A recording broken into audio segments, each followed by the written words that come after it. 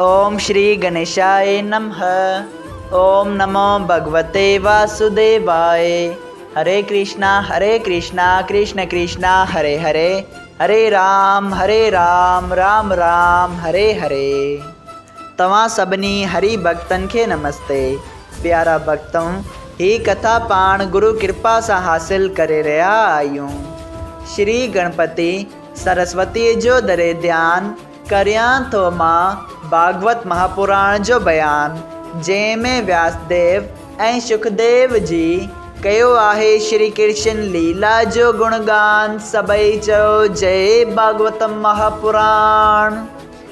प्यारा भक्तों, कल कथा में पाण श्रीमद् भागवत महापुराण साहिब जे 6 स्कंद जे 17 अध्याय में ऐं 18 अध्याय जे पहिरें भाग में ॾिठो हो त श्री सुखदेव जी महाराज राजा परीक्षित के माता पार्वती जी जो राजा चित्रकेत के श्राप ॾियण जो हाल ॿुधाइनि था ऐं उन खां पोइ सुखदेव जी महाराज राजा परीक्षित के दैतन ऐं देवताउनि जी संताननि जो वर्णन करे ॿुधाइनि था, जंहिंमें कल पाण माता दितीअ जी संताननि जो वर्णन ॿुधो।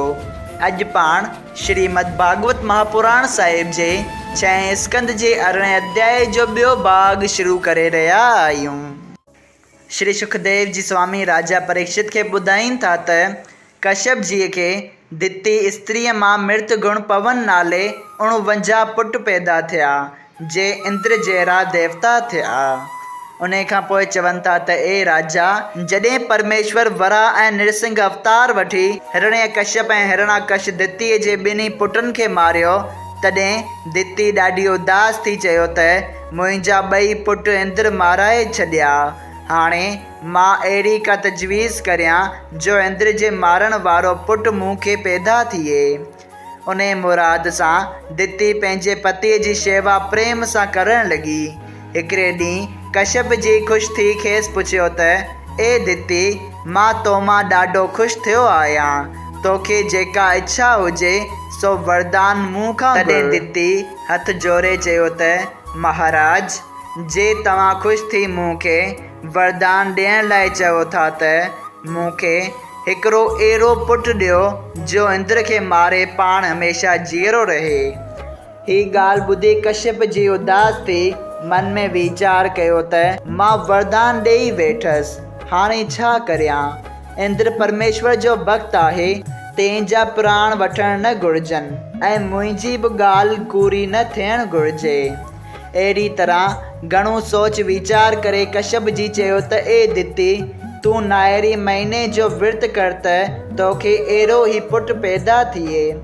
ही ॻाल्हि ॿुधी दिती चयो त महाराज, मूंखे उहा वाट ॿुधायो त मां उहो विर्त रखां। तॾहिं कश्यप जी चयो त ए दिती, उन महीने में शुक्ल पक्ष खां उन विर्त खे शुरू कर ऐं ब्रह्मचर्य में रही ॾींहं जो सुम्हणु ऐं उघाड़ो मथो करे स्नान करणु, घटि ज़ात सां ॻाल्हाइणु ऐं कूड़ ॻाल्हाइणु छॾे ॾे। 8 ई पेर शुद्ध रही 12 महीना लक्ष्मी नारायण जी पूजा ऐं स्तुति कर ऐं पिणु सावित्री जी पूजा कर त पोइ विधि मूजिबि तोखे अहिड़ो पुटु पैदा थींदो जो इंद्र खे मारे पाण अमर रहे। लेकिन जेकॾहिं नारायण जी ईअं करणु न घुरंदो त तुंहिंजे विर्त में विघन पवंदो। इहा ॻाल्हि ॿुधी दिती ॾाढो ख़ुशि थी ऐं उन वांगुरु विर्त रखणु लॻी। इंद्र इहो हाल ॿुधी ॾाढो डिॼी मन में चयो त हाणे मुंहिंजे मरण जो वक़्तु अची वियो आहे, कंहिं बि तरह बची नथो सघां। इहो वीचार करे इंद्र ब्रह्मण जो रूप धारे जंहिं जाइ ते दिती विर्त थे कयो उते हलियो वियो ऐं राति ॾींहुं संदसि शेवा करणु लॻो। दिती संदसि शेवा खां ख़ुशि रहणु लॻी। लेकिन जीअं जीअं विर्त पूरे थियण जा ॾींहं वेझा ईंदा विया, तीअं तीअं इंद्र घणो सोच पे कयो। लेकिन पोइ जॾहिं उन विर्त पूर्ण थियण में बाक़ी 4-5 ॾींहं वञी रहिया, तॾहिं परमेश्वर जी इच्छा सां हिकिड़े ॾींहुं दिती मथे जा वार उघाड़ा छॾे जूठे वात सां सुम्ही रही। इहे 2 ॻाल्हियूं विर्त में अशुद्ध ॼाणी इंद्र पंहिंजो नंढो रूप करे वज्र हथियार खणी दितीअ जे पेट में गिरी वियो ऐं उते वञी गर्भ में जेको ॿारु हुअसि तंहिंखे 7 टुकर करे छॾियईं।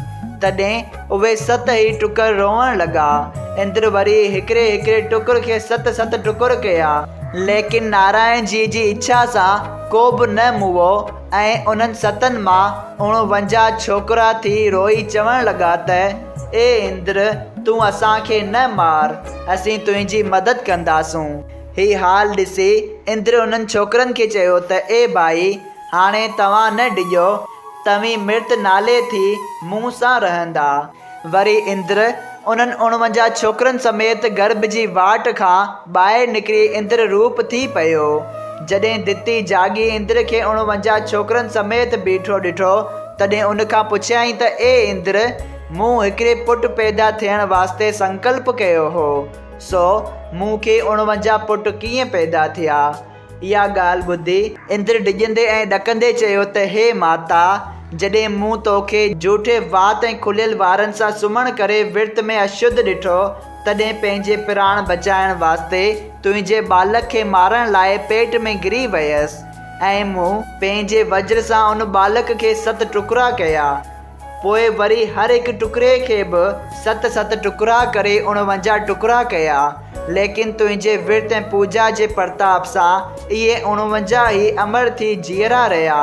सो मां जो हाणे उन्हनि छोकिरनि सां गॾु तुंहिंजे गर्भ मां निकितसि, तंहिं करे ही सभु मुंहिंजा ई ॿाहिरि थी इंद्रपुरीअ में मूं सां गॾु रहंदा। दिती ॾाढो ख़ुशि थी चयो त ए इंद्र, तो ब्रह्मण रूप धारे मुंहिंजी ॾाढी शेवा कई आहे, तंहिं करे मूंखे तुंहिंजे मरण जी इच्छा न आहे ऐं ही ॿाहिरनि वांगुरु तव्हां सां रही वक़्त ते तोखे कमु ईंदा। जॾहिं इंद्र खे पंहिंजे मरण जो डपु छॾे वियो, तॾहिं हू ॾाढी ख़ुशीअ सां दितीअ खे साक्षात दंडवत करे 49 छोकिरनि समेत इंद्र लोक में वञी राज करण लॻो। श्री सुखदेव जी चवनि था त ए राजा, उन तरह दितीअ जा पुट देवता थी विया हुआ। सभई चयो जय श्री कृष्णा। श्रीमद् भागवत महापुराण साहिब जे 6 स्कंद जो 18 अध्याय संपूर्ण थियो। अध्याय 19 राजा परीक्षित जो विर्त जी विधि पुछण। राजा परीक्षित पुछियो त हे महाराज, जंहिं विर्त में अहिड़ो प्रताप आहे, तंहिंजी रीत ॿुधायो।